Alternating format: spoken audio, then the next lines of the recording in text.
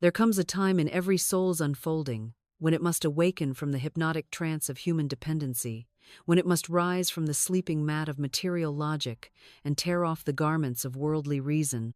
For as long as you believe that money is earned by toil, granted by another, or doled out only to the qualified, you will remain shackled to the illusion of scarcity and bound to the chains of competition, and you will find yourself endlessly circling the desert of effort without ever entering the promised land of divine demonstration. I speak now to every man and woman who has cried out in frustration, saying, "But I've done everything right. I've worked hard, I've been responsible, I've saved, I've sacrificed," and yet their hands remain empty, their accounts remain lean, and their lives remain haunted by the ghost of not enough. Let me tell you plainly, your problem is not your diligence, nor your discipline, nor your education, nor your industry. Your problem is your belief in the outer world as your source. Your bondage is not to money, it is to matter. You believe the system feeds you. You believe the job sustains you. You believe the client, the boss, the economy, the stock, the trend is your supply. And as long as you kneel to those altars, you will be tossed by every shift in circumstance, praised when productive and punished when paused, flattered by appearance and flung into despair by delay. But I tell you the truth, and the truth is this: God is your supply, not man, not market, not machinery. God is the only employer, the only banker, the only channel, the only stream. For years, you have walked like orphans, looking for approval from people who do not carry your provision, laboring under the weight of performance and perfection, measuring your value by income and your identity by net worth, and you have asked yourself in your quiet hours, why does this feel so hollow, so heavy, so hard? And it is because you have made your effort your savior, and your effort is not God. You have bowed to the idol of hustle and burned incense at the shrine of self-made success. But the soul cannot be satisfied by struggle, for it was born of spirit and longs to be sustained by spirit. The moment you believe that your good must come through human channels alone, you have made the arm of flesh your trust, and the word says, "Cursed is the man who trusts in man and makes flesh his strength." You were never meant to chase supply like a beggar chasing breadcrumbs. You were meant to speak supply like a king issuing decree. I ask you now, not gently but prophetically, what are you depending on? If your trust is in your boss, your brand, your product, your platform, your partner, your portfolio, then your foundation is sand and your hope is fragile. But if your trust is in divine law, if your confidence is in the eternal provision of a God who cannot lie, cannot fail, and cannot delay, then your wealth is inevitable, your increase is unstoppable, your promotion is unmissable, and your days of survival are over. So let the veil be torn, and let the dependency be dissolved. No longer shall you pray to people or plead with circumstances. No longer shall you beg for crumbs while the bakery of heaven waits behind your own lips. No longer shall you speak in tones of powerlessness when the word has given you dominion. Cast off the illusion of material causation and remember this: spirit is first, matter is second. Speech is first, money is second. God is first, form is second. You do not need to chase what you can command. You do not need to strive for what you can speak. You do not need to wait for what you can decree. Let the lie of material dependency burn to ash. Let the altar of effort be overturned, and in its place, let the word rise. Let the truth thunder. Let the decree be made. I do not depend on man. I do not depend on wages. I do not depend on the visible. I depend on Godand. God never runs out. Before there was any currency, before there was coin or check or commerce, before there were vaults or banks or wire transfers, there was only one substance, one source, one originand. It was not gold, it was not silver, it was not talent, it was not trade, it was the Word. In the beginning was the Word, and the Word was with God, and the Word was God. This is not poetry, it is power. It is not metaphor, it is metaphysical law.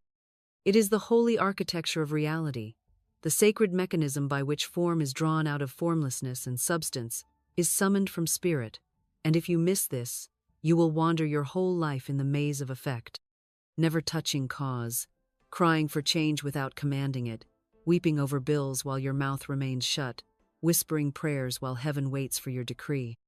The word is not an accessory to creation, it is the engine, the blueprint, the key, the cornerstone. And you, made in the image of God, are not a creature of circumstance, but a creator by command, a speaker of worlds, an architect of outcomes not by effort, but by utterance. For every soul that asks, "But how can I begin again when all I have is nothing?" I say, if all you have is the word, you have more than enough. If all you possess is the truth that God is supply, and that your speech draws that supply into manifestation, then you are already rich in substance and only poor in sight.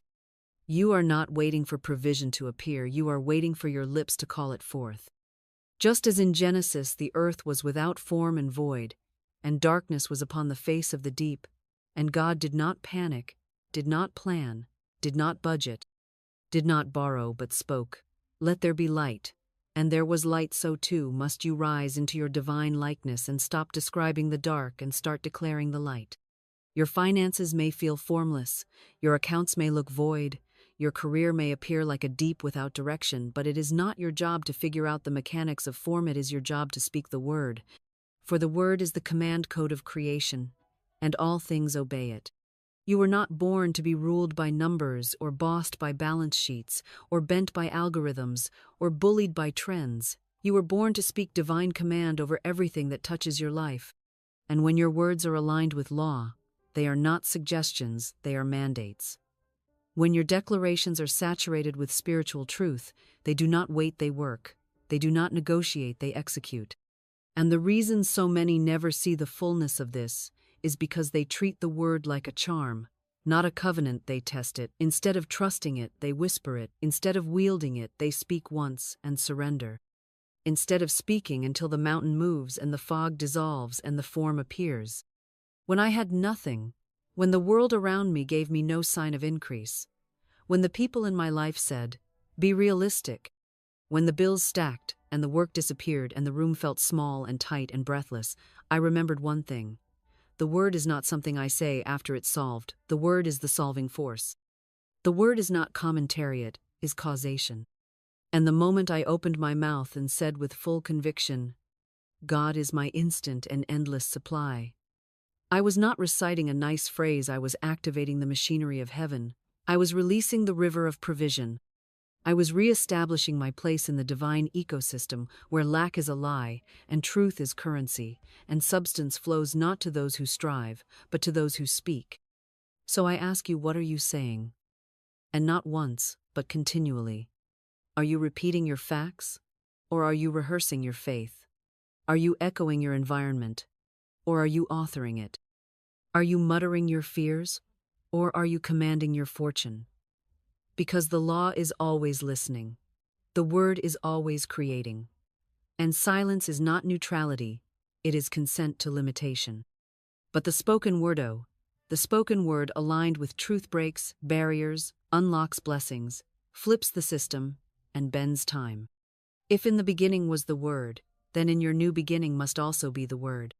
And if God spoke the world into existence, then you too can speak wealth and health and peace and provision into manifestation.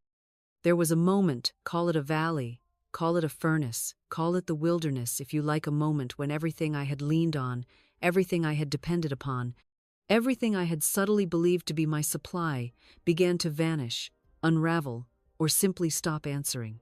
And I found myself in that holy and horrifying space where no plan worked, no door opened, no contact called back, and no amount of striving, plotting, or logical maneuvering could produce even the smallest fruit, and it was there, stripped of every crutch, every backup, every fallback, that I learned the most precious truth a soul can ever know.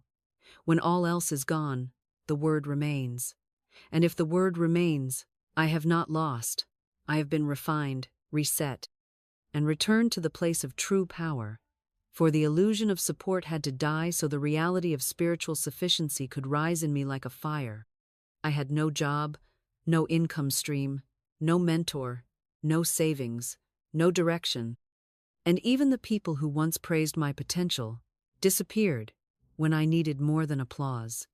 I needed alignment, and I cried out not as a victim, but as a soul confronting its threshold moment, a soul being asked by Spirit, will you now speak, or will you shrink? Will you now decree, or will you doubt? I remember the silent cenote just around me, but within me the silence that settles when the ego stops shouting and the soul starts listening, and in that sacred space I felt the stirring of a truth so deep, so unshakable, that it cut through despair like a blade, and I heard it not as an audible voice, but as a knowing, a thunder in my bones, and it said, you do not need anything but me. I am your source. I am your abundance. I am your unfailing supply. And you will not be lifted by logic. You will rise by word. And so, with trembling lips and fire in my heart, I began to speak not in desperation, not in performance, but in faith, and I said aloud, God is my instant and endless supply, and though my hands were empty, my voice was full, and though my bank account said zero, my spirit said overflow, and though the world around me whispered, impossible, I declared, it is already done, and I spoke not once, not twice, but continually, rhythmically, boldly, until my atmosphere began to bend, and my body began to stand taller, and my surroundings began to answer to the sound of dominion. For I was no longer the person who waited for provision, I was the person who called it forth. I did not get a text from a friend offering a solution. I did not stumble upon a sudden miracle job listing. I did not find money on the ground, or win a contest, or inherit a windfall. What I found, what I remembered, what I resurrected, was the power of the word as the sole source of manifestation, the original blueprint of all abundance, the divine force that has never failed, never weakened, never changed, and never delayed when spoken with conviction, alignment, and trust. I saw, firsthand, that it is not outer condition that creates wealth, it is inner authority. It is not connection to people, it is connection to principle. And once I let go of trying to control the how and began to speak from the place of what is in spirit, rather than what appeared in matter, I crossed a threshold so irreversible, so irrevocable, that my life has never been the same since. To be reduced to nothing is not a punishment, it is a purification. To have everything stripped away is not the end, it is the entrance into holy clarity. And what you will find, when all your scaffolding falls, is that the true temple was never built by hands or held by banks, it was spoken into existence, and it still is.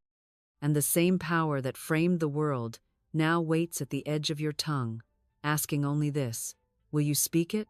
Will you trust it? Will you become it? Because I did, and the word did not disappoint me. It delivered me, it crowned me, it funded me, it multiplied me. And the same word waits for you now, not tomorrow, not next year now. There is a sentencia, spiritual sentence, a sacred command, a living decree that when spoken with belief, with surrender, and with vibrational integrity, becomes not merely words arranged in hopeful sequence, but a key that unlocks the treasury of heaven, a rod that parts the sea of resistance, a flame that burns away the veil of lack and limitation, and summons from the invisible realms the visible fruits of divine supply. And I am here to tell you that the moment I began to speak this sentenza no as a ritual of wishful thinking, not as a gimmick, not as a last resort, but as law, as life, as the voice of God speaking through me, everything changed, everything aligned, everything came, not because I earned it or chased it or begged for it, but because I dared to declare it from the throne room of my spirit, where lack is not recognized and delay has no dominion and fear has no vocabulary. That sentence was this: God is my instant and endless supply. I speak abundance into form. And the first time I said it, I felt nothing but the echo of old programming, the dusty walls of human reasoning clinging to the corners of my faith, the voice of logic whispering, "What will that do?" And yet I kept saying it, not to convince God, not to perform for a miracle, but to reshape my field, to retrain my atmosphere, to overwrite the code of struggle with the rhythm of truth. And as I said it again and again and again, something ancient began to break, something unseen began to open, something long buried under years of survival speech began to rise, and I knew in my bones that I had touched the real treasury, not the one stored in vaults or guarded by banks, but the treasury of heaven, the spiritual economy that has no interest rate, no delay period, no scarcity clause-only law, only movement, only divine agreement with the word that returns not void.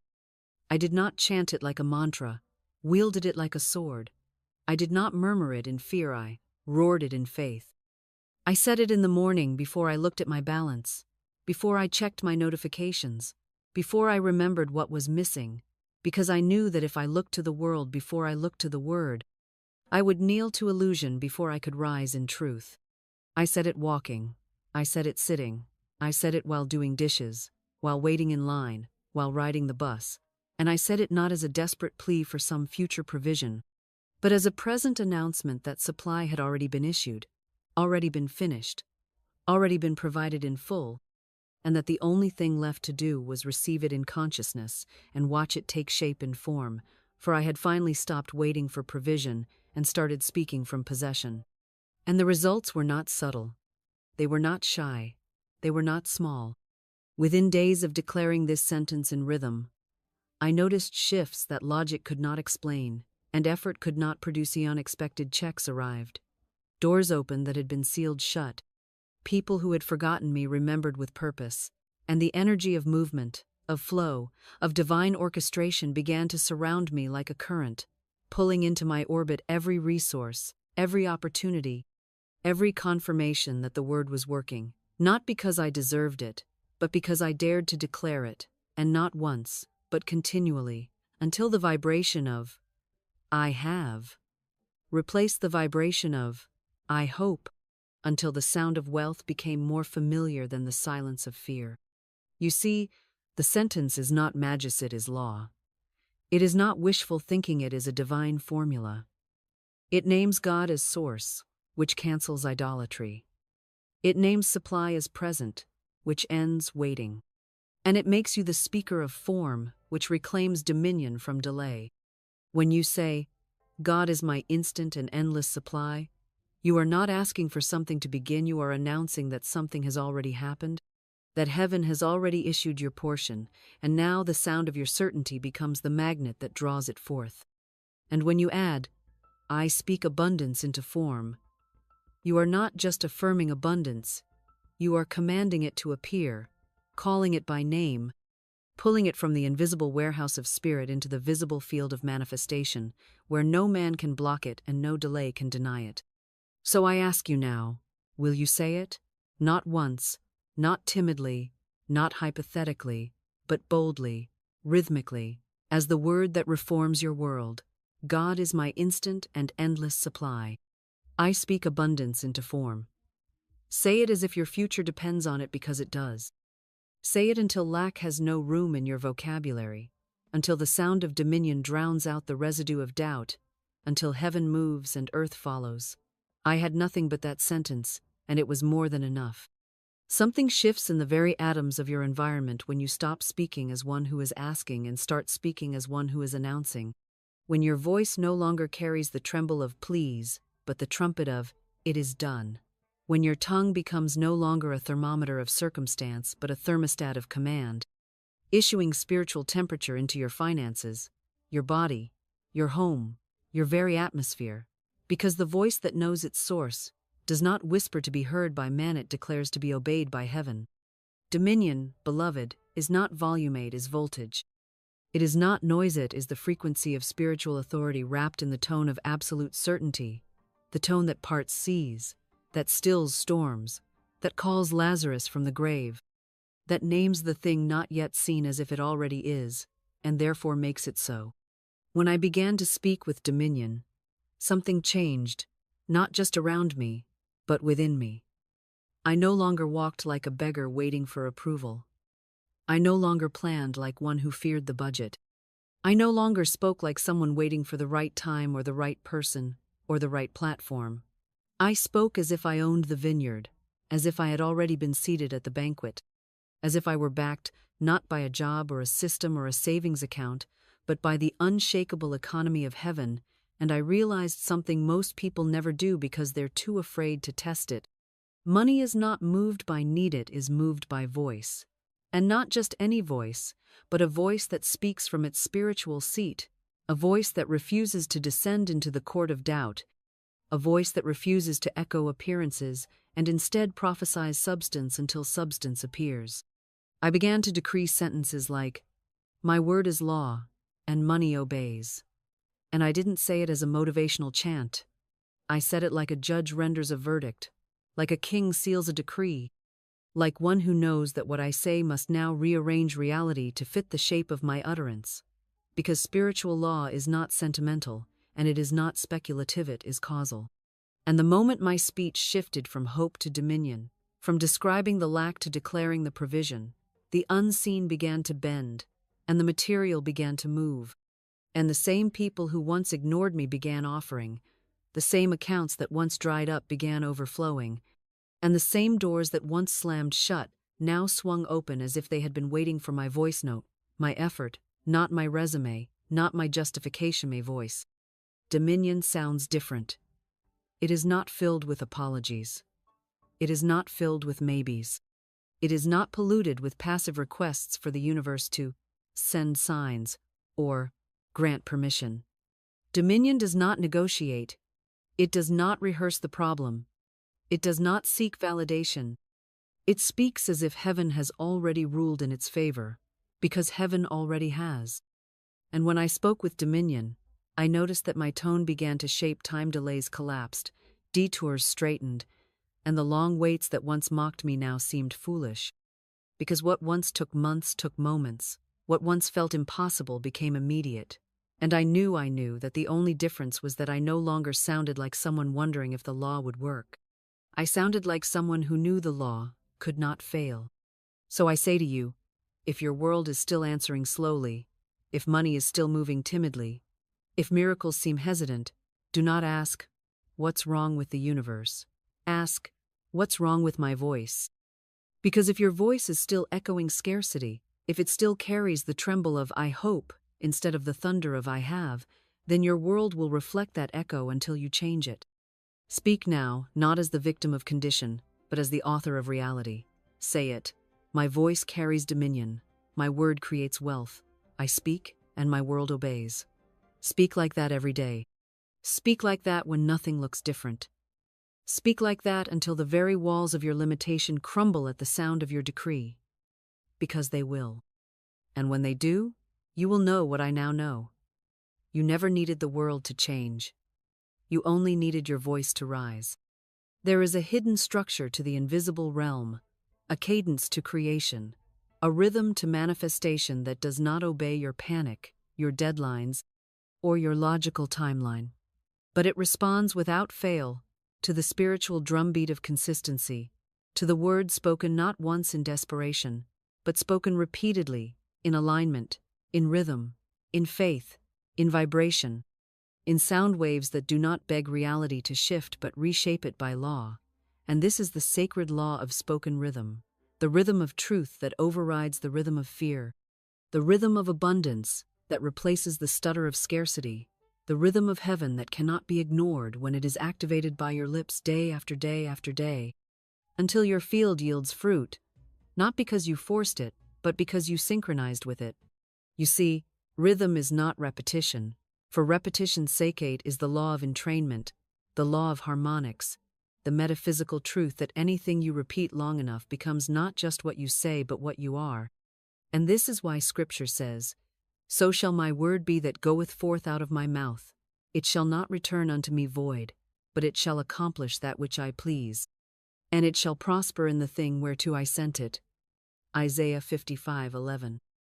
And I knew that if I could say it and mean it and say it again and mean it even deeper and say it again until my very cells vibrated with agreement, that word could not return void. That word would not fade like fog in the morning. That word would accomplish, would create, would establish. would prosper, because I had sent it into the field of reality not as a question, not as a chant, not as a nervous experiment, but as a command written in the language of divine rhythm. So I picked a sentencia, divine sentencia sentence that encapsulated my wealth, my supply, my source, my identity, and I spoke it daily, in the same tone, with the same breath, with the same spiritual posture, not to convince God, but to align myself with the beat of heaven, to become the tuning fork that made my atmosphere ring with the vibration of answered prayer, of fulfilled law, of manifested supply. And though nothing looked different on the first day, though my bank account was still sparse, and my inbox still empty, and my opportunities still nowhere to be found, I did not change the sentence. I changed the inner sound. I stayed in rhythm, because I knew that if I said it again and again and again and again, not frantically, not fearfully, but faithfully, like a holy rhythm, like a financial drumbeat of the soul, like a sentence that could pierce the veil, then the unseen would not have the power to resist my decree, and the visible would have no choice but to submit to my rhythm. I did not add extra words. I did not modify it for mood. I did not tailor it to the temperature of my circumstances. I chose the word that matched the truth of spirit, and I walked it like a beat, I breathed it like a song, I spoke it like a spell of light, and over time that word became my frequency, that word became my confidence, that word became my command center, and my world began to reorder itself to match that vibration, because spiritual rhythm always wins over circumstantial chaos. Always, always, always. And I remember thinking, this is the rhythm of heaven, this is what angels obey, this is what lack fears, this is what money listens for. And if you say to me, but Florence, I've said it once, and nothing happened, I say to you, the word is not a coin you toss into the fountain of hoping it, is a river you must walk into, daily, constantly, confidently, until your entire life is soaked in its sound. Speak the word in rhythm. Speak the word in routine. Speak the word in cadence, not out of habit but out of harmony, not as superstition but as synchronization. Because when your tongue finally matches the rhythm of spiritual truth, your outer world will begin to dance to that beat. Money will move, doors will open, people will appear, and you will say, it came so fast. But it didn't come fast, it came rhythmically. It came the moment your frequency matched your decree. So find your sentence. Say it, breathe it, walk it, live it. For when the rhythm of your voice becomes the rhythm of divine substance, you will find that lack cannot keep up with you, and delay cannot find you, and you will become by law the voice that commands prosperity. There is a sacred reversal that must occur in the consciousness of one who desires true wealth, not the counterfeit wealth that rusts and rots, not the performance-based identity that confuses accumulation with abundance, not the anxious chase for currency that forgets that money was made to serve, not rule but the real wealth, the eternal supply, the divine overflow that cannot be earned because it already exists, and cannot be stolen because it is spoken into form by the one who understands that spiritual dominion was never about running toward money, but rather standing in the stillness of knowing that money, being substance, hears the call of its master and comes not by force, but by frequency, not by chase, but by command, not by need, but by name, and that name is the word declared in faith. I remember the moment I realized that everything I had once run after had been created to respond, not to my effort, but to my decree, and that chasing money was the surest way to drive it further away, not because God punishes ambition, but because spiritual law cannot be mocked and will never allow the outer world to replace the inner word as source, because the moment you chase is the moment you confess, I do not have. And the moment you confess lack of an unconsciously, the moment you spiritually authorize delay, scarcity, struggle, and repetition of the desert cycle. And yet, when you shift from the runner to the ruler, from the seeker to the speaker, from the one who worries to the one who declares, heaven's floodgates open in strange and marvelous ways that logic cannot plan and strategy cannot duplicate. There was a woman I knew, a quiet, sweet soul who had only $2 to her name and the kind of fear in her eyes that can only come from years of scarcity, pressed into her nervous system like a branding iron. And I did not tell her to budget. I did not tell her to hustle. I did not tell her to apply for more jobs, no. I told her to bless the $2, to speak over it, not like it was a final breath, but like it was the seed of a forest, the beginning of her overflow, the symbol of her faith. And I gave her the declaration: every dollar I send out returns to me multiplied, for I am connected to the divine treasury of endless supply. And she spoke it not once, not 10 times, but daily, rhythmically, faithfully. With the same reverence that a priest handles the arcand, within weeks, she received $6,000 from sources she could not have imagined. Refunds, forgotten accounts, favor from strangers, gifts from family that had never given before.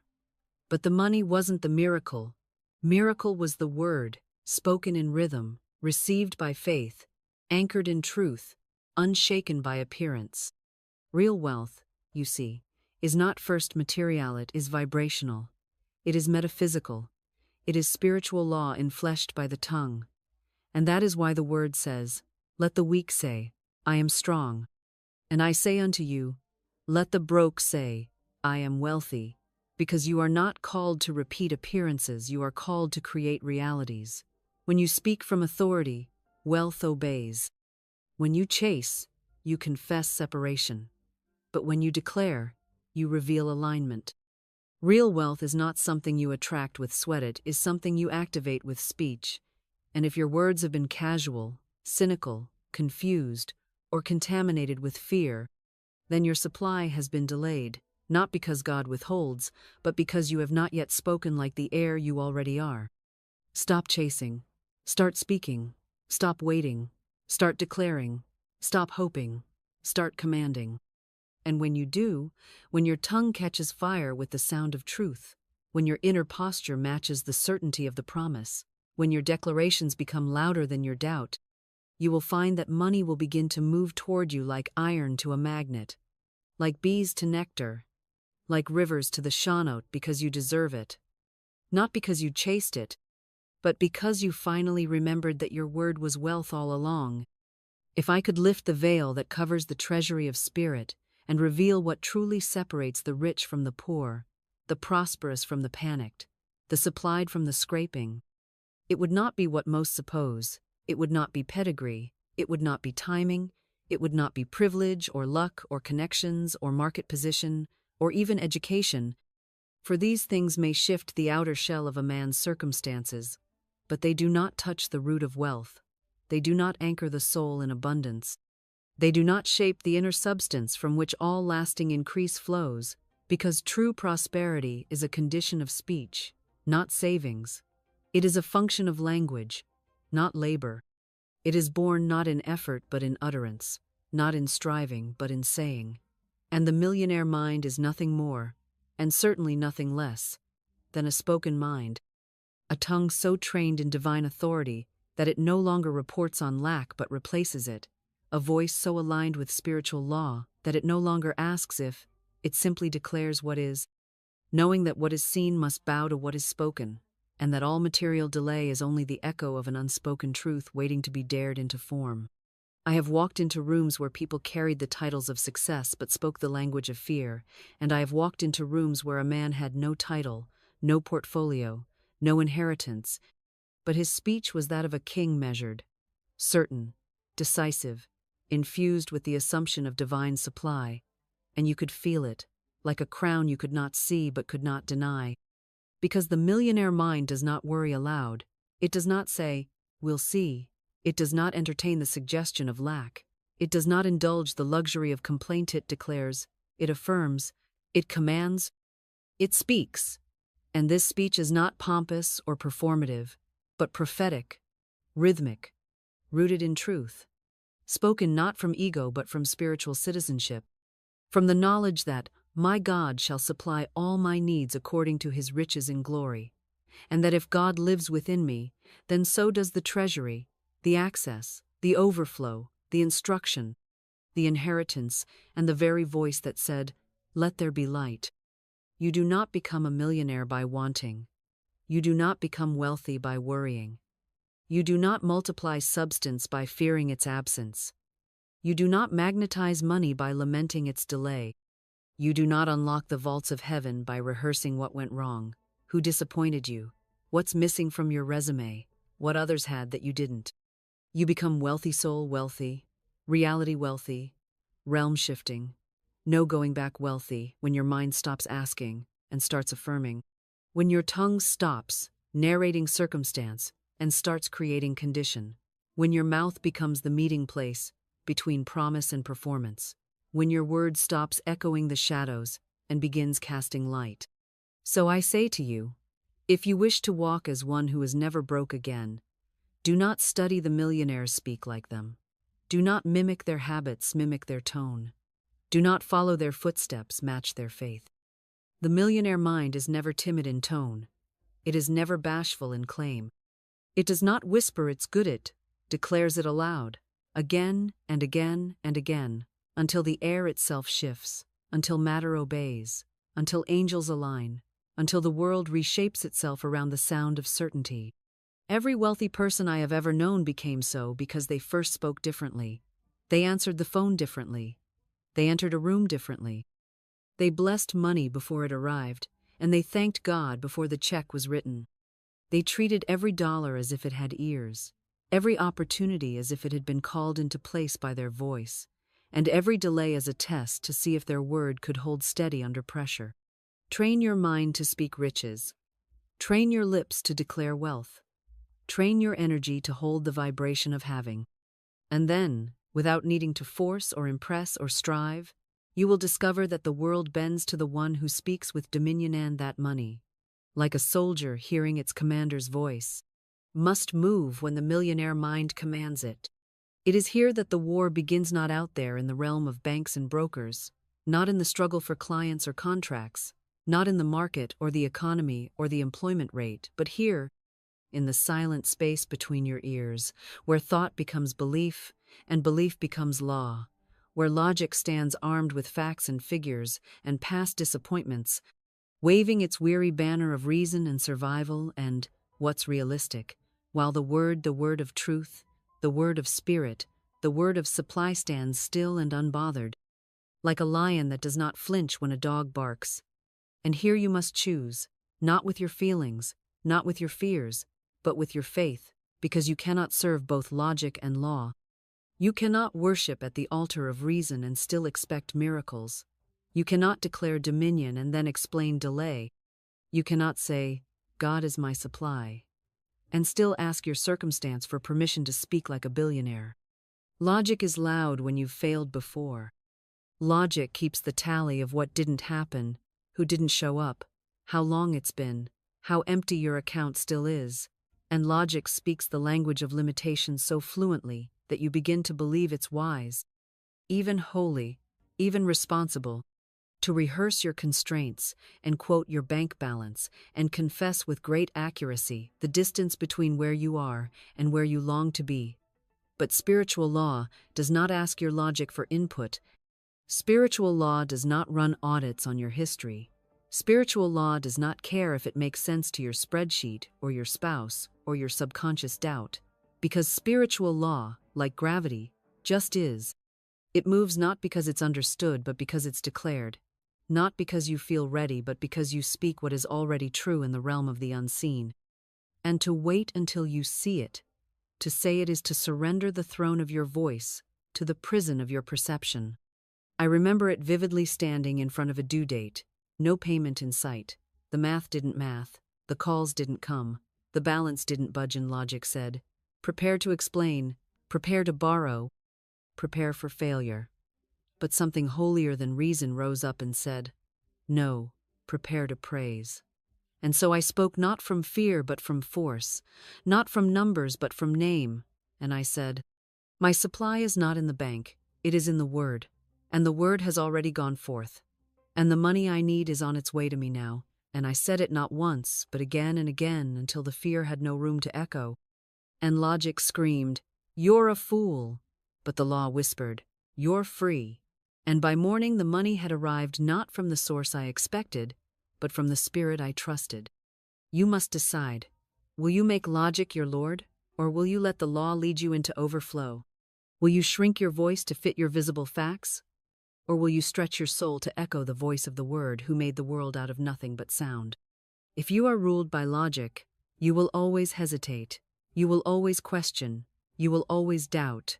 You will always settle, but if you are ruled by the law, you will speak, you will expect. You will stand, and you will receive. Remember, the Red Sea did not part for planners, it parted for a man who dared to lift his rod and speak. The walls of Jericho did not fall to strategists, they fell to a shout. The woman with the issue of blood was not healed by budgeting, she was healed by faith that spoke, "If I may but touch." So do not ask, "How?" anymore.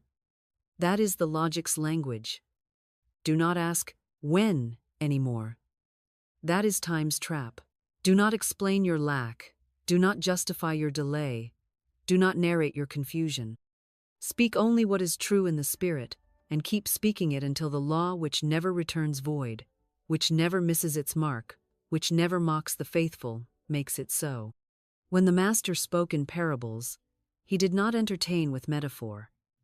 He revealed the architecture of the invisible. He uncovered the divine mechanics of manifestation. He mapped the unseen territory of spiritual law for those who had ears to hear and hearts to act, and among his most revealing teachings was the parable of the sower, a story not about farming, but about frequency, not about agriculture, but about agreement between man's mouth and God's mind, not about grain, but about grace made manifest through the word. For he said, "A sower went out to sow." And what did he sow? Not wheat, not coin, not talent sowed seed. And that seed, in spiritual interpretation, is always the spoken word. Because what else can be scattered into the wind, planted in silence, buried in unseen ground, yet contain the coded destiny of gardens, vineyards, cities, and nations? Your words, beloved, are not mere sounds, they are seeds wrapped in vibration, carrying blueprints of wealth, healing, favor, and supply. And every time you open your mouth, you are sowing, whether you know it or not, whether it feels powerful or powerless, whether you think you're just venting or just being honest, you are either planting fruit or planting famine, because the soil does not discriminate between the careless tongue, and the consecrated oneite simply yields to what has been declared. And if you wonder why harvest seems scarce, look not at the sky, but at the sentence. Look not at the field, but at the frequency with which you've spoken. Have you spoken in alignment? Or have you scattered seeds of doubt, complaint, sarcasm, and smallness, expecting fruit from that which carries only thorn? For the Master warned that some seeds fall by the wayside, words spoken without conviction, cast off in shallow mindsets, picked up by the birds of fear and circumstance before they could root. Others fall among thorns, words planted in a double-minded soil, where every declaration of truth is choked by the worry of, what if it doesn't work? And, what will people say? And still others fall on stony ground, spoken once, and then forgotten, declared briefly but not rhythmically, confessed with hope but not with faith, which is the substance of things not seen, the root that holds even when wind comes and nothing has yet bloomed. But then there is the good ground, the fertile field of the disciplined soul, the mind that has been purged of mockery and trained to speak truth without compromise, the mouth that does not beg or borrow or hesitate, but speaks the word as law, rhythmically, reverently, relentlessly, without retreat, without dilution, without fear of delay. And I say to you, this is how I built every dollar of my fortune note, through labor, not through lineage, not through luck, but by sowing the word like seed, speaking it over empty accounts, over unpaid bills, over rejection letters, over moments when the world laughed and logic screamed and nothing in the visible realm backed up what I was saying, and yet I spoke it still. God is my instant and inexhaustible supply. And I sowed that sentence not once or twice, but day by day, morning by morning, breath by breath, until the soil of the Spirit broke open with harvest so undeniable that even my enemies had to admit I was crowned with abundance. You want increase? Then become a sower. Become intentional. Keep no idle words. Repent for every sarcastic sentence, every self-deprecating joke, every "I'm broke," or "I can't," or "money's tight." These are not harmless phrases. They are drought-producing spells, cast by tongues unaware of their divine function. Clean your language as you would clean a wellspring, for out of it flows the substance of your days. Say not, "I hope." Say, "I decree." Say not, "One day." Say, "Now is the appointed time." Say not, "If it's meant to be." Say, "I align my word with divine intention." And so it must be. Speak and do not faint. Sow and do not doubt. For the one who plants in spirit and tends the garden with joyful repetition shall reap not 30, not 60, but 100-fold return, and it shall not delay. There are errors of speech so subtle, so casual, so socially acceptable, that they slip past the conscious mind unchallenged, dressed in the garments of humility or realism or humor. And yet beneath those cloaks, they are assassins of abundance, saboteurs of spiritual harvest, thieves of divine increase. And I have seen more good men and women, more righteous seekers, more praying souls, more faithful givers bind their own financial rivers. Not because they lacked faith, not because they didn't believe in God's provision, but because they unknowingly uttered words that contradicted the very law they were trying to live by. And the law, beloved, is no respecter of persons. It respects only principle, and where principle is violated, harvest is delayed, no matter how sincere your desire or how urgent your need. So today I speak to you not just as an encourager, but as a corrector, a mirror, a loving rebuke sent from divine law itself, to show you the 3 most common and costly mistakes that cancel the wealth your words are trying to birth. The first is this: speaking lack after declaring abundance. You rise in the morning and speak truth. I am wealthy. I am divinely provided for. Money comes to me richly and frequently. And for a moment, heaven hears, angels move, substance begins to rearrange. But then, by noon, you're joking about how broke you are, or complaining that the rent is due, or muttering, "I can't afford it," as you glance at a menu. And in that moment, you revoke your earlier decree, you uproot the seed with the shovel of contradiction, and the word, which had already begun to form, is arrested in the spirit realm, stopped not by demons or delays, but by the double-mindedness of your own mouth. A double-minded man is unstable in all his ways, says the scripture.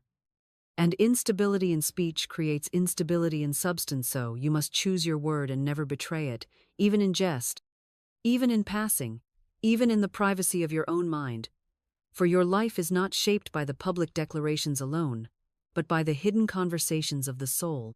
The second mistake is doubting timing.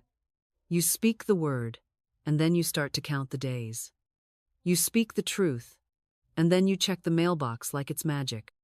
You plant the seed and then dig it up every evening to see if it's sprouting, and this impatience is not harmless. It is a violation of divine rhythm, because time, in spiritual law, is not your master, it is your servant. And what you speak does not obey the calendar, it obeys the vibration. The kingdom does not operate on minutes, and ours it operates on alignment and agreement. And when you speak from pressure instead of power, when you demand deadlines instead of declaring dominion, you lower your frequency, and the very thing that was rushing to meet you must pause and wait for you to rise again in faith. Do not ask, "How long?" Do not say, "It's taking too much time." Say only, "My supply is sure, my provision is set, and I am in perfect timing with the divine unfolding of wealth." Do not rush the rose into bloom. Speak, trust, rest. And the third mistake is this: looking to people, not principle. You declare, "God is my source," and then immediately look to your job, your partner, your family, or your friends to be the manifestation of that supply. You speak the word boldly, and then shrink it to fit human delivery systems. You say, "My provision is divine," but then get discouraged when one particular person doesn't help you, or one door closes, or one client says no. Hear me, and hear me clearly. People are not your source. Jobs are not your source. the economy is not your source. You have one source, and that source is spirit, that source is law, that source is the word you speak in alignment with divine substance. People may be channels, but they are never the well. Do not confuse the faucet with the reservoir.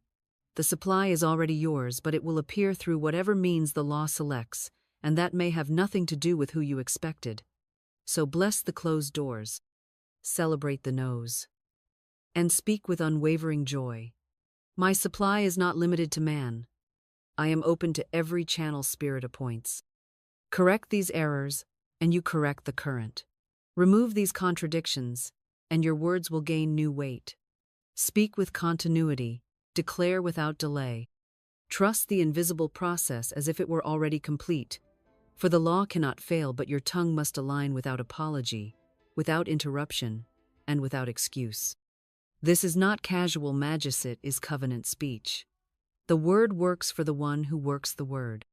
There is no true prosperity apart from identity, and there is no permanent wealth apart from the word that establishes who you are, not just in the sight of men, not just on paper, not just in fantasy, but in the realm of spirit, where your declaration becomes your destiny, and your vibration becomes your visible world.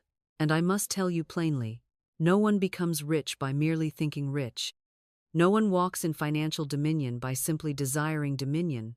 No one ascends to stewardship of divine treasure until they speak as one who is already crowned, until they open their mouth and name themselves as what God already knows them to be, until their identity is not anchored in effort, history, upbringing, or appearance, but is rooted in divine assignment and spoken into the air as if it had always been true, because in metaphysical truth, it has always been true.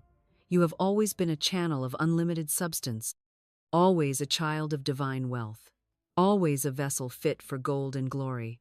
And the only veil that kept it hidden was the cloak of false speech, the robe of modest-sounding lies, the garments of smallness sewn together by words like, I can't, I'm trying, I'm not there yet, and I hope someday. Hear me now, for I am not speaking in riddles, I am revealing a law. You do not wait for wealth to arrive before you name yourself wealthy. You name yourself wealthy so that wealth has a place to land, a name to call, a form to fill. And if your mouth does not house that name, your world will not house that substance. For nothing manifests until it is spoken into agreement with the identity of its possessor. And money, being spiritual substance, does not simply obey motion or merit, it obeys identity.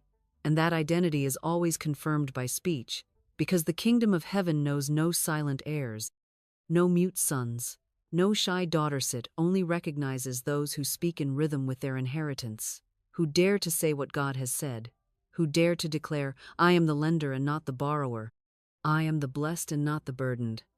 I am the one chosen to walk in visible abundance. And I tell you with full authority, until you speak it, it will not stay. Until you name yourself as the rightful steward, the treasure will treat you like a stranger. Until you declare it without hesitation, heaven cannot release what you yourself have denied. This is why the scripture does not say, think you are strong, but let the weak say, I am strong. And in the same rhythm, let the broke say, I am rich. Let the anxious say, I am secure. Let the unsure say, I walk in divine clarity, not as lies but as laws being activated, not as fantasy but as faith made audible, not as delusion but as designed. You, dear listener, must now choose. Will you continue to speak as a servant of circumstance, repeating the evidence of your bank balance, the facts of your upbringing, the noise of economic news, or will you rise and speak as one already enthroned, already endowed, already commissioned to carry gold and govern supply and steward overflow? Not by effort, but by identity. Not by pressure, but by position. I say to you, the moment you declare, I am a wealthy woman, I am a rich man, I am the storehouse of spiritual substance made visible, you set a vibrational landmark in the realm of the unseen. You light up the divine grid. You become magnetized to the appointments, alignments, invitations, and instructions that belong to that name.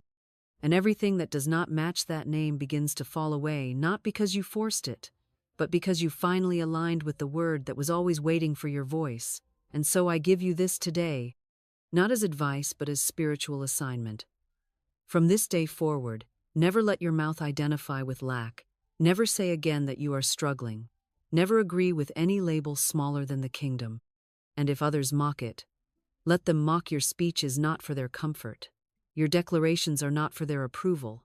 Your mouth is a royal instrument, and your wealth is the echo of the words you dare to say, daily, rhythmically, and without retreat. So speak now. I am wealthy. I am divinely resourced. I am appointed for visible overflow. My words are golden keys, and I use them to unlock every gate that once stood closed.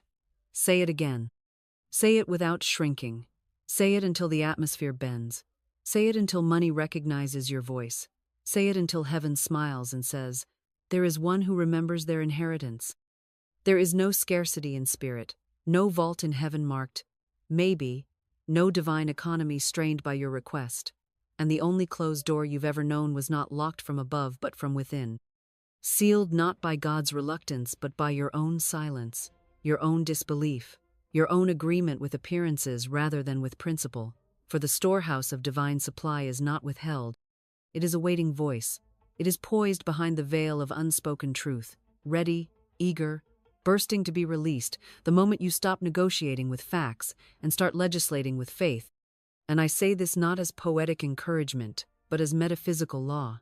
The supply is finished, full, waiting, and your word is the key, not your resume, not your plan, not your hustle or your charm or your credit score or your past your word, the one you have not yet dared to speak because you were too reverent to be radical, too wounded to be bold, too addicted to waiting to risk the thrill of command. Let me say it plain and loud and long. There is no lock on the divine storehouse, no password but praise, no entry code but spoken alignment, no limitation but the one placed by unbelief. And every time you say, "I don't see how," you turn the handle the wrong direction. Every time you say, "It hasn't happened yet," you push against the opening. And every time you say, "I'm just being realistic," you walk away from the treasury that was already open, already assigned, already dripping with gold, waiting only for the voice of the rightful heir to rise and say, "Now, here, I call it mine." Do you know what heaven waits for? It does not wait for your humility dressed in fear. It does not wait for your perfect circumstances. It waits for your lawful speech, your declaration of divine right, your refusal to entertain limitation one moment longer, your holy stubbornness to speak in the language of the King, even while standing in the valley of shadows, even while your account says 6.19, even while you are still in the same apartment, in the same job, in the same, not yet, because the storehouse does not move when your life changes. Your life changes when the storehouse is spoken into. Say it with me. There is no lock on my good. I do not beg for what is already mine. I do not hope, I declare. I do not peek, I open wide. I do not delay, I decree. And what shall happen then? The thing you spoke must take form. The wealth you declared must find a channel. The money you dared to command must obey the tone of your voice if your voice is aligned with the voice of truth. And truth always says, "I have come that you might have life, and have it more abundantly." Not small, not struggling, not circumstantial, but abundant, overflowing, pressed down, shaken together, and running over, not someday, but now, not hypothetically, but formally, as if you were filing a legal claim in the courts of spirit, with the authority of one who knows their name is on the deed, and whose only task is to show up and speak. So I ask you now, not to analyze, but to awaken. What have you been locking with your silence? What wealth has been waiting behind the words you refuse to say? What storehouse has been labeled delayed, not by divine decision, but by your tongue's agreement with what your eyes saw instead of what your spirit knew? The vault was never locked. The vault was waiting. And the voice that unlocks it is not mystical, not elite, not reserved for prophets or preachers or perfect people. It is yours, if you will speak as one whose name is already written on the gold. Speak then. I now claim the full release of all divine substance with my name on it. I declare every good and perfect gift arrives now. The vault is open. The flow is mine. My word is the master key. Say it with rhythm. Say it with breath. Say it until you believe it. And when you believe it, say it until the world adjusts itself to match the truth you finally dared to let fall from your lips like thunder disguised as silk. There comes a moment in every soul's journey, perhaps once, perhaps many times, when the outer world begins to roar with such ferocity, with such force, with such a violent appearance of lack, of loss, of fear, that even the most anchored seeker may feel themselves trembling at the edge of reason, grasping for answers in the fog, wondering if the word is still enough, wondering if the promises still hold when the bills tower like giants, when the phone rings with urgency, when the cupboards echo with emptiness, and the clock ticks louder than peace. And in that moment, the crisis demands not a strategy, not a savior, not a spreadsheet or a plan, but a sentence, a bold declaration forged in fire, a truth spoken not from comfort but from covenant. And I say to you now, with the full authority of spiritual law, how you speak in crisis determines whether you walk in miracle or delay. For crisis is not the ennemite, is the crucible. It is where the word must rise, where the voice must be enthroned above appearances, where the soul must make a decision. Will I bow to the noise, or will I speak to the storm? Remember this: when Jesus stood on the boat, and the winds howled and the waves raged and the disciples trembled in panic, he did not consult the waves. He did not cry to the heavens. He spoke, "Peace, be still," and creation obeyed. For he knew the storm responds not to fear, but to command. So must you who sit in the heat of an unpaid invoice, in the silence of an uncertain diagnosis, in the terror of an empty account or a foreclosure notice or a frozen bank line or a broken contract. You are not abandoned. You are being summoned, for the crisis reveals what you believe about the word. It strips away performance and pretense, and reveals your covenant with truth. And in that moment, when fear screeches its sirens and panic plays its drum, you must speak not with quiver, not with guesswork, not with apology, but with dominion. And this is what you say: I am not moved by appearances. I am not shaken by delays. I am not ruled by numbers. I am the vessel of divine supply, and every need is now met in perfect ways, under grace. I speak peace to the storm and provision to the lack. I decree now money comes, doors open, debts dissolve, overflow arrives. And you do not say it once. You do not say it to feel better. You say it because it is. You say it until your heart aligns, until your tone steadies, until your breath deepens, until your environment shifts to obey your utterance. I recall the woman whose rent was due and whose phone was cut and whose pantry held only salt and vinegar, and she wept, yes, but then she stood up, dried her face, raised her arms, and shouted, I call for unexpected income, perfect provision, and the cancellation of this debt. I walk in favor, and I expect the impossible. And that very afternoon, an old coworker who had owed her money for years called to repay a forgotten loan, with interest. The rent was paid. The food arrived. The phone was restored. And she said to me, I didn't believe because I saw. I saw because I believed. So do not wait for the storm to subside before you speak. Do not consult the temperature of the world before you release your fire. Your crisis is not your punishment. It is your pulpit. Your voice is not optional, it is the key. And the word does not wither in hard times, it thrives. Speak now, in your own storm. Peace, be still. Provision, come forth. I am the voice that commands wealth, and this appearance is now reversed. Say it again, louder, firmer, with holy defiance and sacred boldness. For crisis will always try to close your mouth. And the moment you go silent, fear takes the throne.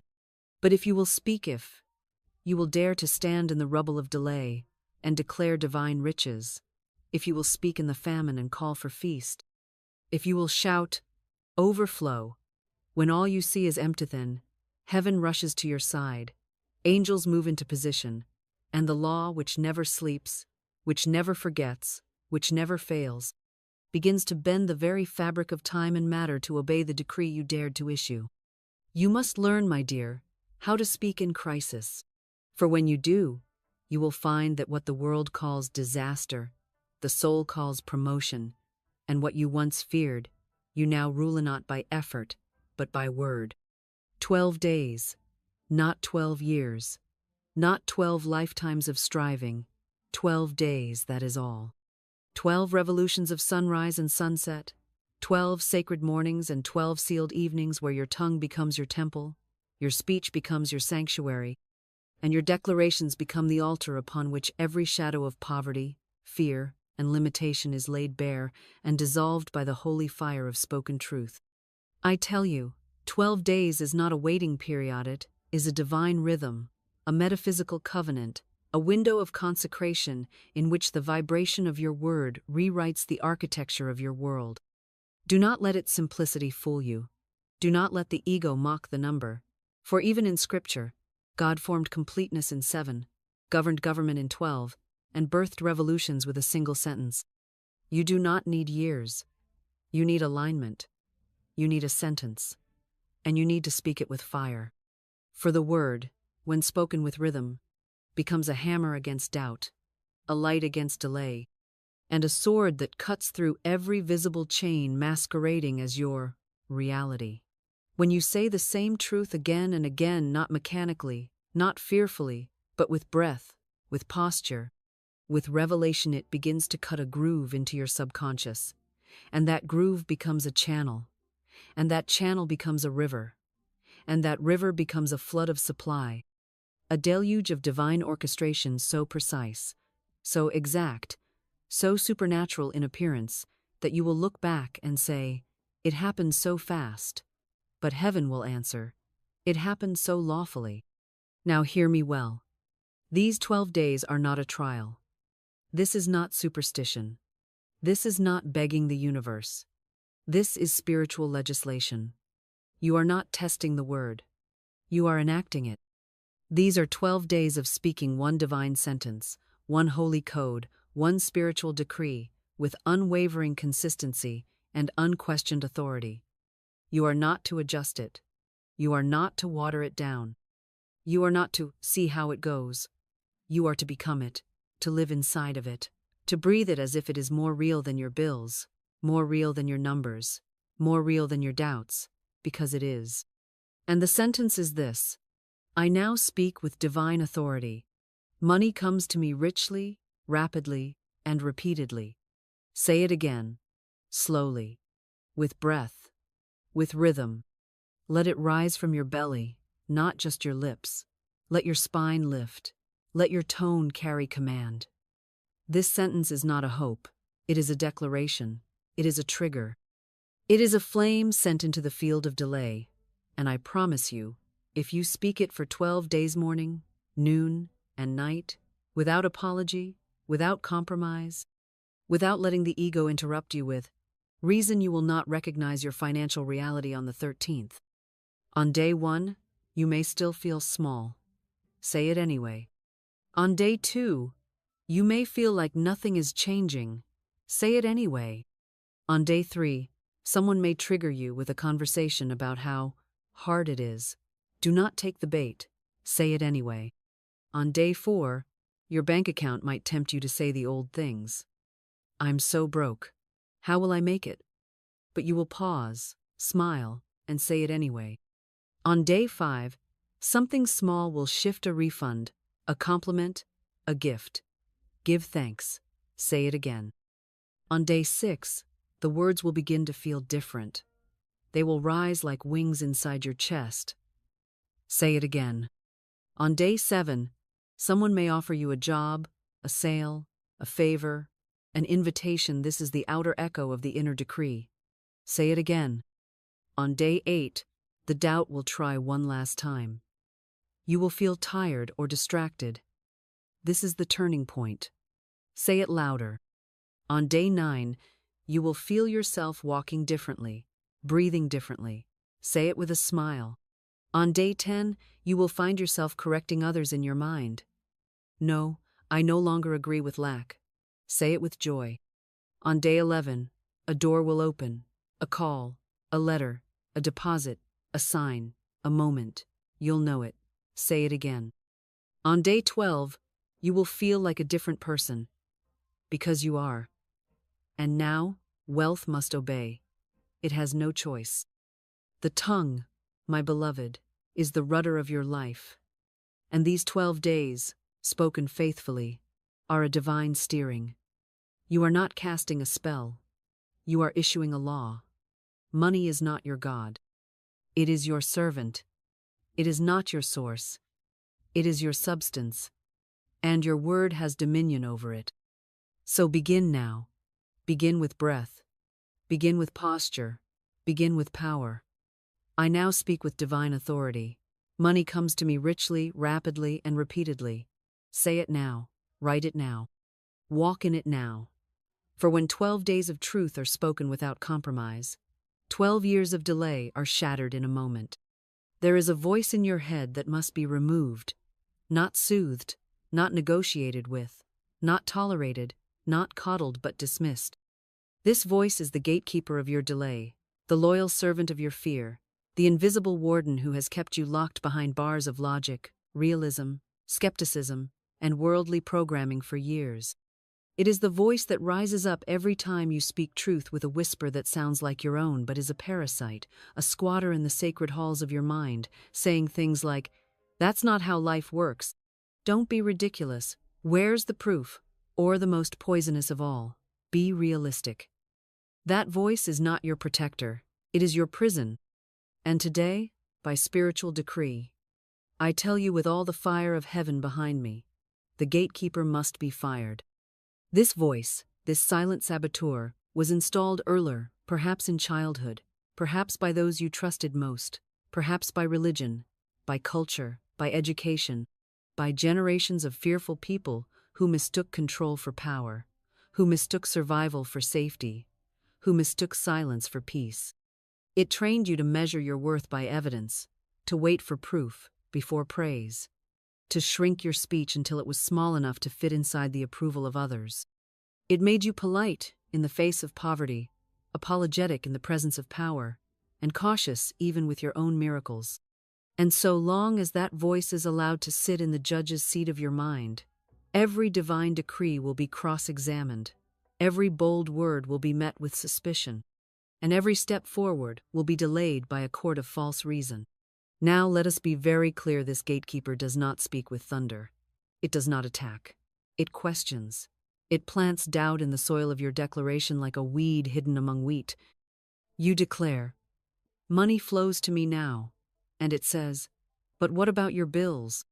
You say, "I am divinely supplied," and it whispers, "But you still haven't paid rent." And if you listen, even for a moment, even with a raised eyebrow or a breath of hesitation, the vibration of your word collapses, and the law which responds not to volume but to vibration detects your divided heart and returns the only harvest it can under such conditions: delay. The gatekeeper must be fired. You do not reason with it. You do not explain yourself to it. You do not invite it into your prayer time. You do not journal with it, negotiate with it, or listen to it in the name of humility or maturity. You evict it, with fire, with clarity, with finality. You say, "You are no longer welcome in my inner court. I do not require your logic. I do not need your counsel. I do not serve your gods. I now enthrone the word of God within me as my only authority." And then, my dear, you replace the gatekeeper with a watchman of truth. The watchman is the voice that listens only for truth. It does not check the bank, it checks the spirit. It does not ask, "Can I afford this?" It asks, "Did I speak the word?" It watches for doubt with the vigilance of a guardian angel and intercepts every thought that contradicts abundance. When fear tries to sneak in, the watchman throws it out. When sarcasm tries to enter your mouth, the watchman silences it. When someone else speaks lack over you, the watchman says, "I do not accept that." This is the new voice. This is the new guard. And you install it by decree. Say this with me now, with full dominion. I now fire the voice of fear, logic, and delay. I install the watchman of truth. Only the word of God speaks within me. Only divine law governs my mind. I am no longer double-minded. I am no longer polite to poverty. I am no longer apologetic in abundance. I speak as one with God. And my inner gates are now sealed to doubt. And from this moment forward, you must watch yourself with sacred discipline. For the gatekeeper will try to sneak back in as a voice of fear, but as a voice of being realistic, just considering options, preparing for the worst. Do not be deceived. Poverty always disguises itself in common sense. Lack always dresses up as maturity, and doubt always pretends to be wise. But you are not called to agree with appearances. You are called to declare over them. You are not called to manage reality. You are called to recreate it with the word. So walk now as one whose gates are guarded. When you speak wealth, let no contradiction pass your lips. When you declare supply, let no side comment dilute it. When you prophesy increase, let no apology soften it. The gatekeeper is gone, the throne is cleared, the watchman is in place. And your word pure, unopposed, unshaken shall now go forth and do what it was sent to do. Bring wealth, bring favor, bring restoration, bring divine recompense without delay. Now that the gatekeeper has been fired, now that the old voice of logic and limitation no longer has the keys to your spiritual domain, you must not leave your inner courts unguarded or untrained. For just as the tongue holds the power of death and life, it must be governed, it must be drilled, it must be retrained to speak not the language of the crowd, but the language of the crown. For in this realm, the realm of divine law and invisible supply, the tongue is not ornamental, it is governmental, not decorative, but directive, not merely expressive, but creative. And until it is trained in wealth speech, it will default to the dialect of doubt, murmuring the language of lack, even while praying for abundance, contradicting heaven's order with earth's opinions, undoing the very riches it longs for with casual sarcasm, thoughtless complaint, nervous jokes, or fearful repetition of what is, instead of what shall be. You must understand, spiritual maturity is not measured by how much you pray, how many books you read, how often you fast, or how deep your meditations go. It is measured, above all else, by how you speak when no one is watching, when bills arrive, when the appearance contradicts the promise, when silence tempts you to fill the room with idle chatter or fear-wrapped narratives.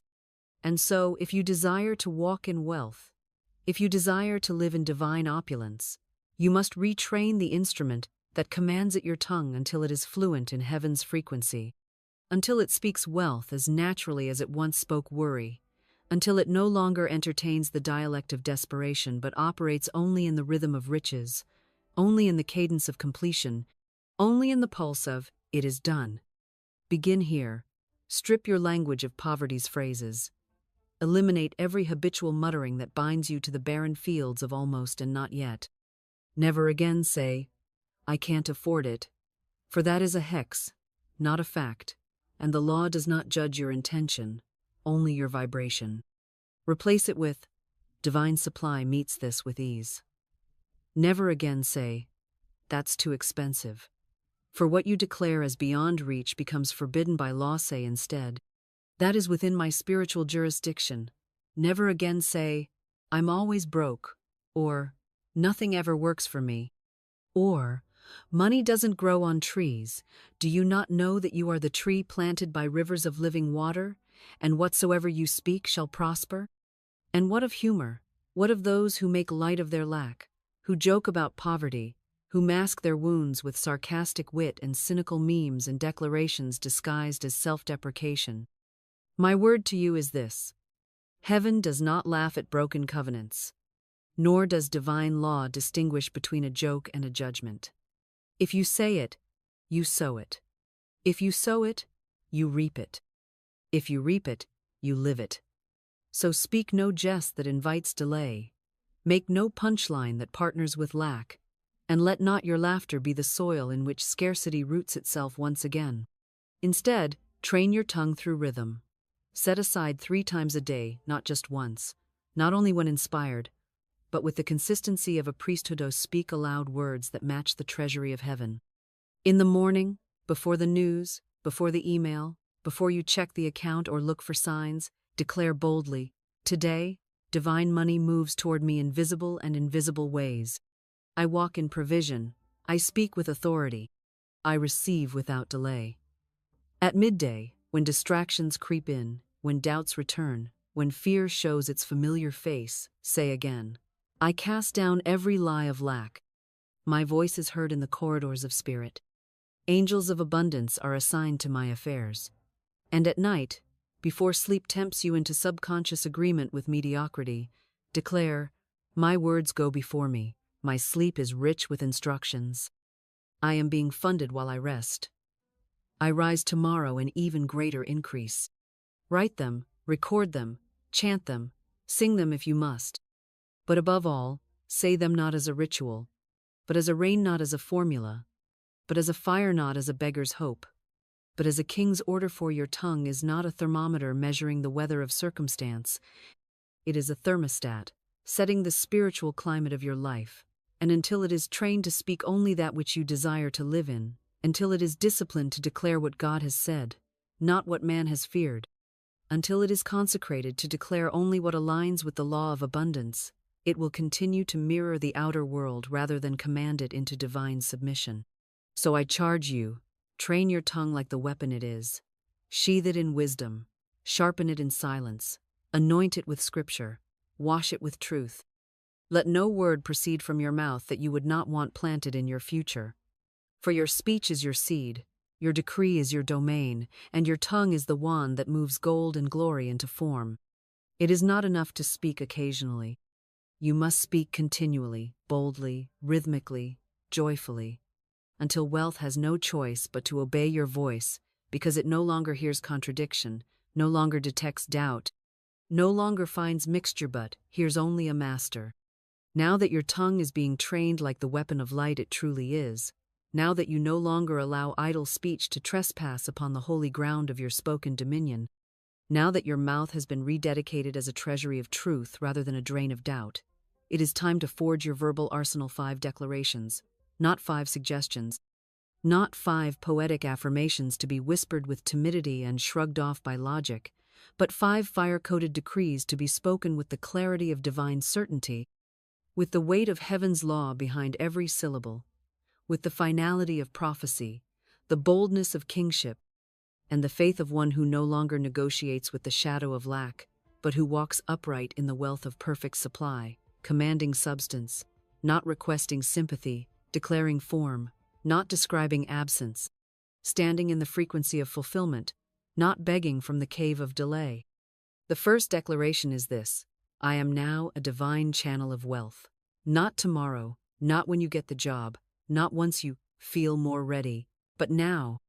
For the present tense is the only tense the law respects, and if you speak of wealth as future, it will remain there, always, on the way, always, about to arrive, always, someday soon, but never touching your hands, never filling your accounts, never shifting your reality, because you have made the mistake of locking wealth in a later moment, a different version of yourself, a future condition that never comes. So speak it in the now, live it in the now, breathe it in the now, and say aloud, with spine straight and spirit blazing, I am now a divine channel of wealth.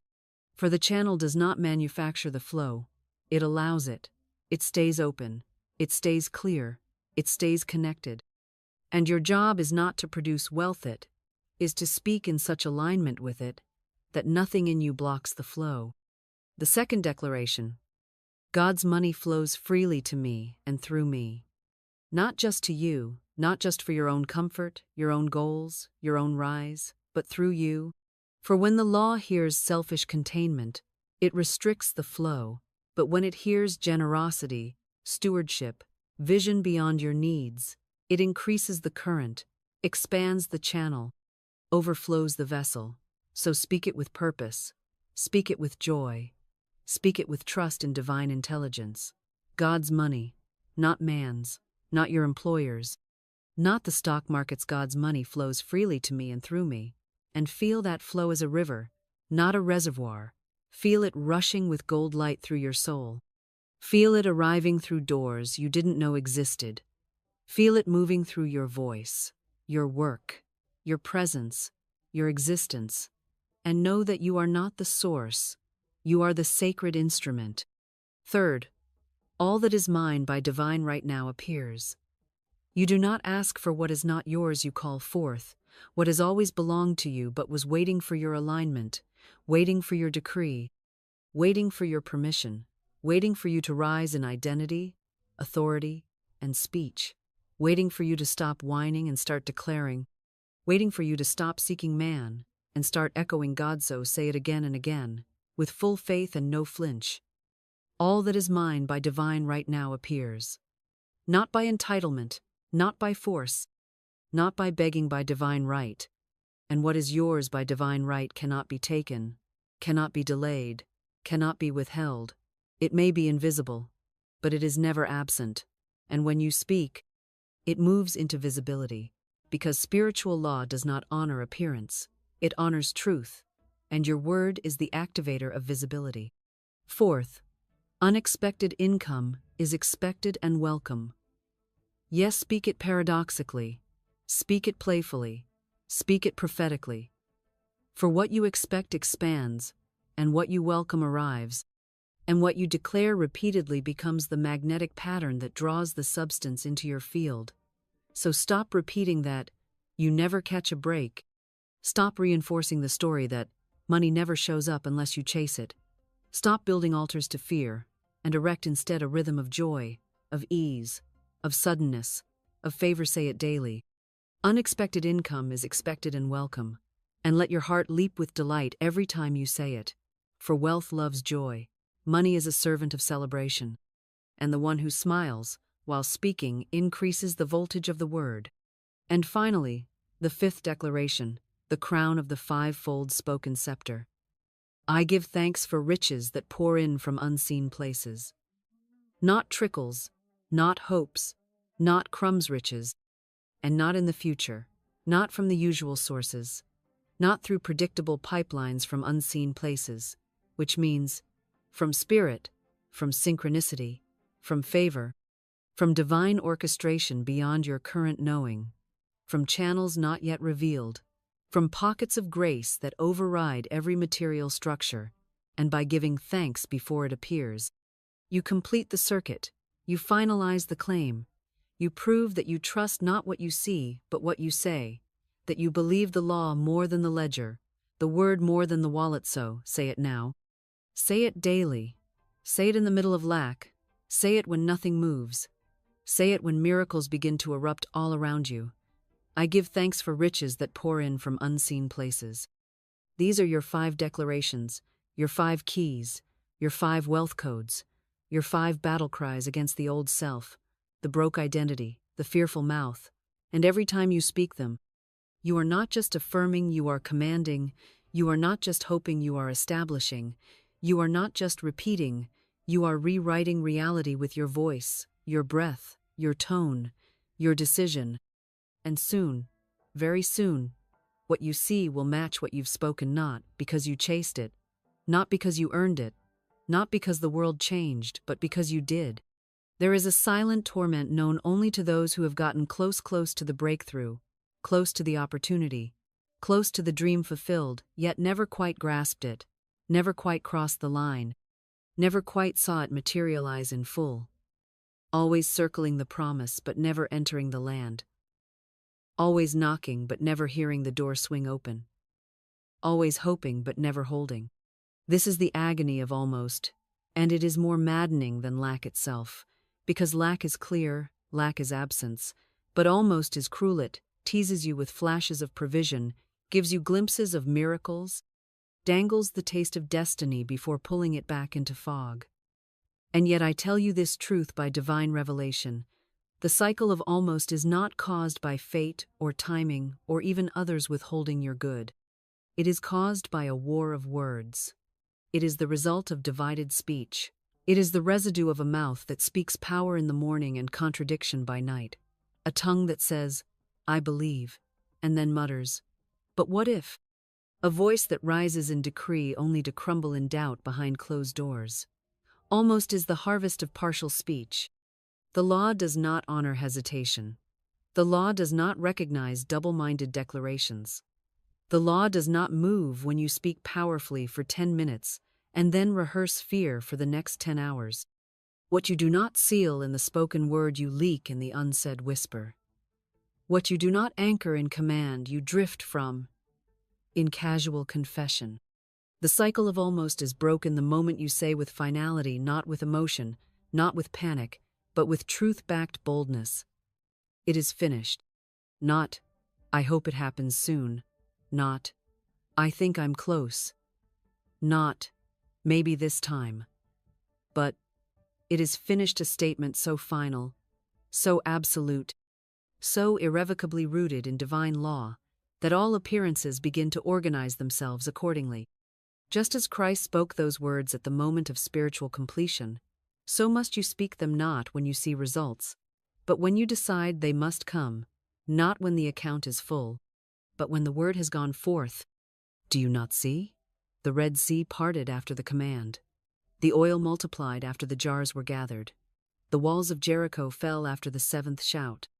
Heaven waits on your full speech, not your almost faith, not your part-time belief, not your timid declaration followed by emotional weather reports. You must break the rhythm of delay by breaking the cycle of double speech. You must cast out the voice that says, maybe, one day, soon, I hope, and replace it with now, finished, done, here, mine. You must refuse to live in the threshold, refuse to live in the hallway, refuse to hover outside your inheritance, refuse to wear the identity of one who gets close. You are not the almost, you are the appointed. And I speak this word over you now, and if you will echo it with fire in your spirit and certainty in your mouth, you will never live in delay again. Say this: I end the cycle of almost. I cross the threshold now. I no longer wait outside my good, I walk in. I no longer circle the promise, I possess it. It is finished. It is mine. It is now. Speak it again and again, until your cells believe it, until the angels move, until money organizes itself in obedience, until opportunity knocks without delay, until the invisible substance congeals into form and fortune and favor. Speak it until your nervous system aligns with your prophecy. Speak it until the memory of almost is erased by the reality of abundance. For the word is the key, the word is the entry, the word is the gate that swings open and declares, you are no longer on the outside looking in, you are inside the miracle, seated at the table, surrounded by supply, enveloped by wealth, appointed for overflow. Now that the word has been spoken, now that your tongue has crossed the line, and your spirit has issued the decree, and your soul has heard the final sentence that reshapes substance, there remains but one law left to obey, and it is the law of embodiment, not performance, not pretending, not parroting, but embodiment, the sacred art of walking, as one who knows it is already done, the divine posture of one who no longer asks, no longer watches, no longer begs or bargains or waits for a sign, but instead assumes the mantle, steps into the scene, enters the atmosphere of completion with the dignity of arrival and the boldness of one who knows the welcome has already been written in heaven's ledger. For this is what I did at 24, when all I had was a word. I walked, as though the million were already mine, not by spending foolishly or flaunting what was not yet in form, but by agreeing with the reality that already existed in the realm of truth, by dressing myself in the vibration of completion, by inhabiting the inner speech of one who possesses, not one who hopes, by carrying myself with the clarity of kingship and the elegance of spiritual certainty and the quiet, royal knowing that wealth is not a someday mirage, but a now manifest destiny governed by law. You must understand, the kingdom does not wait for evidence, it creates it. Heaven does not respond to human hesitation, it responds to spiritual occupancy. What you refuse to walk in, you delay. What you rehearse in future tense, you keep suspended. But what you become in speech, in attitude, in expectation, in movement, you summon into form with thunderous swiftness. Because wealth follows the identity that will not be denied. Because money recognizes the voice of one who has already arrived and says, "We must come, for the throne is occupied." Walk as if it's done. Think as if it's done. Dress as if it's done. Respond to emails as if it's done. Enter rooms as if it's done. Pray not for arrival, pray from arrival. Give not as a beggar, give as a banker. Expect not scraps, expect surplus, overflow, divine compensation delivered, not because you earned it, but because you declared it, summoned it, received it, stewarded it in your being before it ever touched your bank. And when fear comes, when the shadow whispers, "But what if it's not?" you do not debate it. You do not entertain it. You do not delay your dominion to consult with dust. You rise up and say, "It is. It is finished. It is mine. It is now." For the ark is already built. The gates are already opening. The flood of provision is not a fantasy. It is a fact waiting on your frequency. And your frequency is no longer panic, no longer passivity, no longer poverty masquerading as caution. It is prophetic. It is powerful. It is possessed by the living word, the word that made you, the word that funds you, the word that formed galaxies, and now reforms your financial atmosphere because you dared to speak and walk as one who has. Say this now, and say it with the entire force of your spiritual being. Let your voice become the trumpet of fulfillment. Let your breath become the wind that parts seas of resistance. Let your tongue hold the vibration of finished faith. I walk in divine completion. I speak from the throne of truth. I carry the wealth of heaven in my vibration. I am already funded. I am already placed. I am already seated in overflow. I am done waiting. I walk as if it is done, because in spirit it already is.